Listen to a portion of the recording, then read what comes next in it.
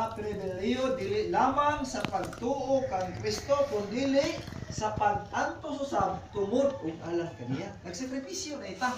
Sa panahon ni Apostol Pablo, nanlimbasog ug naghago kita pag-ayo sumala pa sa balaan nga kasulatan. Ganong naghago mata, ganong nanlimbasog mata, ganong nagsikripisyo mata balik-balik sa ini nga simbahan, ulan ug init, ato ning gisagubang sumala pa sa balaan nga kasulatan. Ngano kaha? Ngayon no?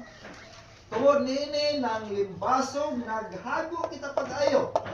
Naglaom kita sa buhing Dios nga mao ang manluluwas sa tanang tao, labi na ni atong nagtuo. Naani tayo gisakripisyuhan, naa tayo gihaguan, nang limbasog kita.